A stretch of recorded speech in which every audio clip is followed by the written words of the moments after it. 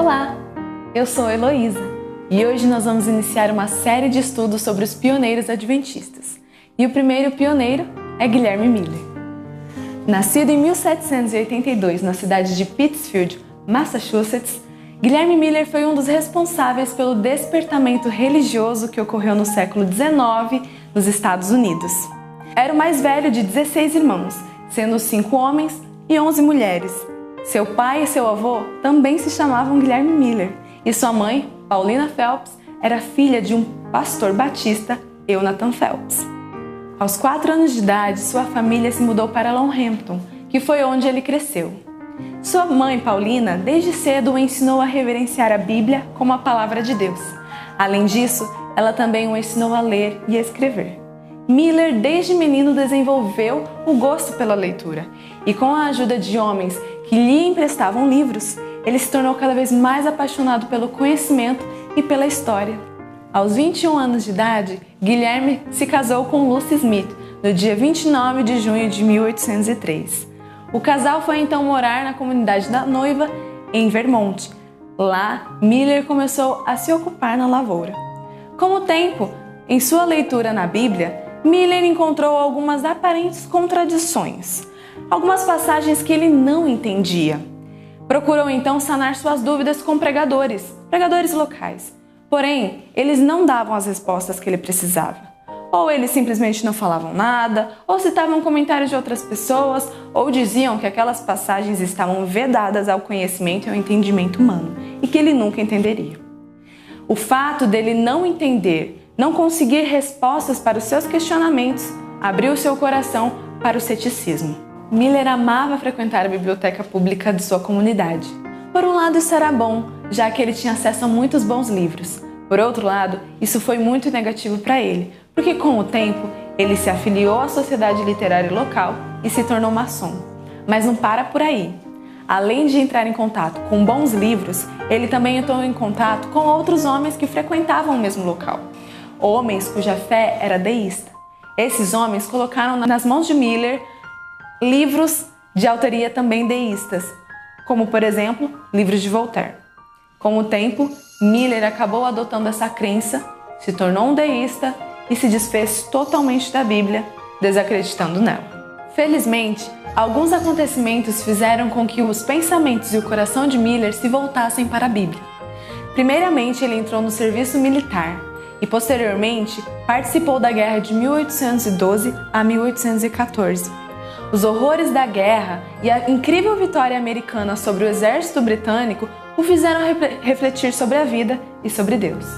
Além disso, em 1816, Miller voltou a morar em Longhampton para cuidar de sua mãe, que tinha acabado de ficar viúva. A morte de seu pai também lhe trouxe muitas indagações sobre Deus, sobre a vida, sobre a morte, sobre a eternidade. E ele se questionava também como um Deus que é justo podia amar e perdoar um pecador, um transgressor de sua lei. Espiritualmente falando, foram dias angustiosos para Miller. Mas isso foi muito positivo para ele, porque todas as suas angústias, os seus questionamentos e as suas reflexões o fizeram retornar a frequentar a igreja. Ele frequentava uma igreja batista e certo dia, 15 de setembro de 1816, foi convidado a fazer a leitura do sermão. A leitura escolhida pelos diáconos para aquele dia se intitulava A Importância dos Deveres dos Pais. Enquanto ele lia, ele começou a entender sobre o amor de Deus para com os seus filhos pecadores. Aquela leitura o comoveu de tal forma que ele não conseguiu terminá-la. Em prantos, ele se sentou e a congregação, sentindo o que estava acontecendo, chorou com ele. A sua conversão muito incomodou seus antigos amigos deístas. Eles começaram a ridicularizá-lo e a questioná-lo sobre questões de certa forma complicadas na Bíblia que nem Miller sabia responder. Guilherme então afirmava-lhes que estudaria aqueles assuntos e, se ele não encontrasse respostas para aqueles questionamentos, ele mesmo voltaria a ser um deísta. Em face daquela situação e pelo fato de que ele ainda não estava plenamente convencido de que a Bíblia era realmente a palavra de Deus, ele decidiu então iniciar um estudo sistemático, verso por verso, de Gênesis a Apocalipse, pensando em todas as objeções possíveis e buscando respostas para elas, utilizando apenas um dicionário bíblico e uma concordância de Cruden. Foram 2 anos dedicados nesse estudo. E ao final dele, em 1818, Miller estava plenamente feliz e satisfeito por ver que a Bíblia é seu próprio intérprete.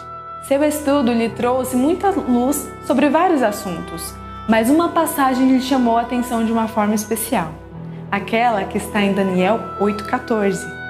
E ele me disse: até 2.300 tardes e manhãs e o santuário será purificado. Na época de Miller, era comum o pensamento de que o santuário descrito em Daniel era um símbolo para a terra. Pensando nisso, Miller imaginou que a purificação do santuário significava a purificação da terra. Purificação esta feita pelo fogo por ocasião da segunda vinda de Cristo. Ele pensou então que se soubesse o ponto de partida desses 2.300 dias, que nós sabemos que em profecia significam 2.300 anos, ele então saberia dizer quando é que Jesus voltaria. Com o tempo, conforme ia estudando, descobriu que o ponto de partida dos 2.300 anos era o ano 457 a.C., com a promulgação do decreto do rei Artaxerxes para a reconstrução de Jerusalém. Então ele descobriu que o final desses 2.300 dias se daria em algum momento do ano de 1843.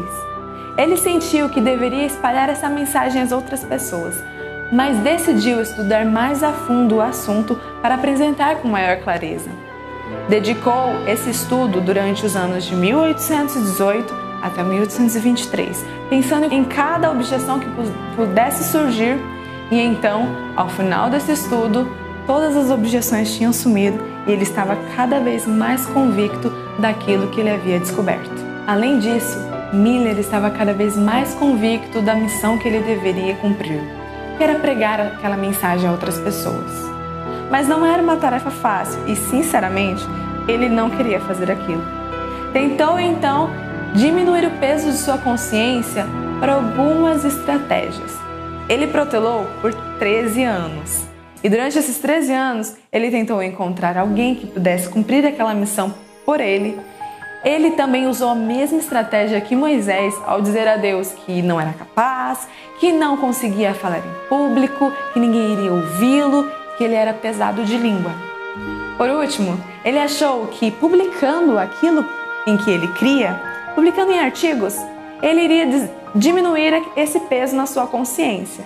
E ele fez isso. Publicou alguns artigos, mas nada disso funcionou. O peso só aumentava e o senso de responsabilidade para cumprir aquela missão aumentava também. Até que um dia ele cedeu e finalmente disse a Deus que cumpriria o seu chamado, que sairia para pregar, mas apenas se Deus lhe desse uma oportunidade e abrisse o caminho. Não demorou muito para que a resposta àquela oração viesse. Apenas meia hora depois, Miller ouviu o tocar da campainha de sua casa. Abriu a porta e se deparou com seu sobrinho Irving, que viajara 25 quilômetros de Dresden com um convite totalmente especial para Guilherme. O convite era que seu tio fosse no outro dia pregar em sua igreja e contar àqueles membros sobre aquilo que ele havia estudado, sobre a volta de Jesus. Miller ficou abismado e, sem dizer uma palavra, deu meia volta e se dirigiu ao bosque que estava próximo de sua casa para brigar com Deus. Ele questionava, angustiado: Senhor, por quê? Senhor, manda outra pessoa no meu lugar. Eu não posso, eu não sou capacitado. Mas depois de muito questionar, seu coração recebeu uma paz e ele então estava feliz em aceitar o chamado de Deus. No outro dia, 14 de agosto de 1831, Miller, em Dresden, iniciava a sua carreira como pregador. Logo, Guilherme Miller começou a receber novos convites para pregar em outras igrejas. E aquela mensagem de reavivamento de fé e esperança na segunda vinda de Cristo trouxe muitos conversos para a mensagem do Advento. Aqueles que seguiam os ensinamentos de Miller ficaram conhecidos como Milleritas.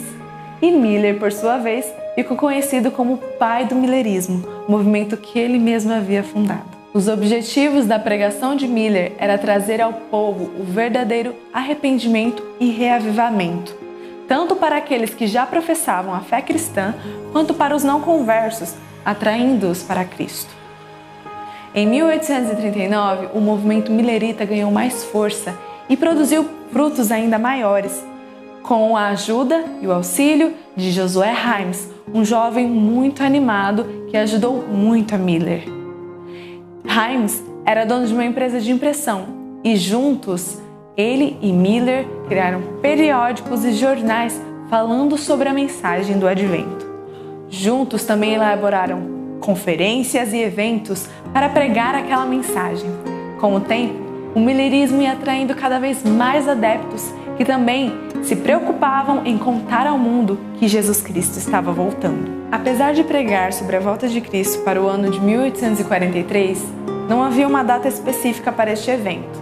Muitas especulações foram feitas, mas a verdade é que 1843 passou sem que algum evento sobrenatural acontecesse. O desapontamento não foi tão amargo, já que uma data específica não havia sido estabelecida, mas ele não deixou de existir. Muitos deixaram a fé, muitos se desanimaram, muitos se voltaram para o ceticismo. Porém, alguns grupos permaneceram fiéis à mensagem e passaram a estudar mais a fundo o assunto e descobriram que, na verdade, o cumprimento da profecia não era para 1843, mas para 1844. E, em agosto de 1844, através de um outro pioneiro, Samuel Snow, descobriram que a data para o cumprimento da profecia de Daniel 8,14 era 22 de outubro de 1844. Aquela mensagem trouxe muita alegria aos adeptos do movimento do Advento, e eles passaram então a pregar aquela mensagem ao povo, empreendendo todos os seus esforços na pregação daquela mensagem, de que Jesus Cristo voltaria em 22 de outubro daquele ano. Porém, como nós sabemos, os dias se passaram, 22 de outubro passou e Jesus não voltou.